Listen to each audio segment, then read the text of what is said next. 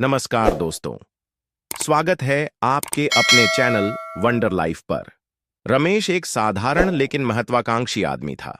वह एक छोटे से गांव में रहता था और हमेशा से बड़ा आदमी बनने का सपना देखता था। बचपन से ही उसने सुना था कि मेहनत करने वालों को सफलता जरूर मिलती है।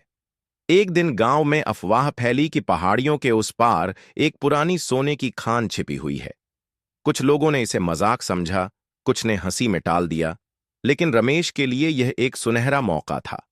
वह इस मौके को हाथ से जाने नहीं देना चाहता था। उसने अपनी सारी जमा पूंजी इकट्ठा की, कुछ औजार खरीदे और खुदाई के लिए निकल पड़ा। पहले दिन रमेश ने पूरे जोश के साथ खुदाई शुरू की।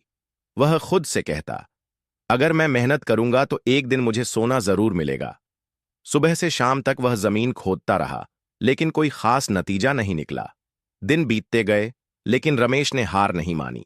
धीरे धीरे गांव के लोग उसका मजाक उड़ाने लगे। इतनी मेहनत कर रहा है, लेकिन मिला क्या? ऐसी अफवाहों के पीछे भागने से कुछ नहीं होता। रमेश ने इन बातों को नजरअंदाज किया और खुदाई जारी रखी। हफ्तों बीत गए। रमेश सूरज उगने से लेकर डूबने तक खुदाई करता रहा, लेकिन उसे सोने का कोई निशान नहीं मिला।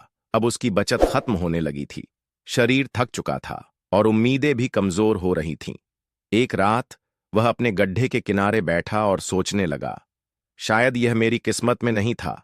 अगले दिन उसने आखिरकार हार मान ली, अपने औजार बेच दिए और भारी मन से गांव लौट गया। कुछ हफ्तों बाद उसी इलाके में एक नया आदमी आया, अजय। वह एक अनुभवी खनिक था और उसने गांव में सुना था कि कोई आदमी खुदाई छोड़कर चला गया है। उसे विश्वास था कि जहां रमेश ने खुदाई छोड़ी, वहीं कुछ जरूर मिलेगा। उसने खुदाई शुरू की और पहले ही दिन कहा, जिसने यहां तक खुदाई की वह बहुत मेहनती होगा। दूसरे ही दिन उसने सिर्फ 3 फीट और खुदाई की और फिर कुदाल किसी सख्त चीज से टकराई। अजय की आंखें चमक उठीं।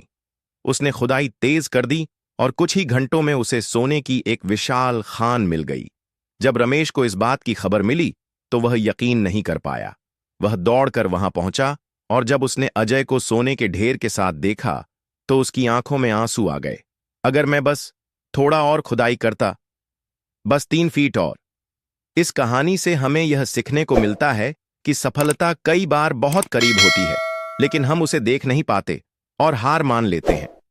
तो अगली बार जब तुम्हारी जिंदगी में ऐसा मोड़ आएगा, क्या तुम हार मानोगे या और मेहनत करोगे?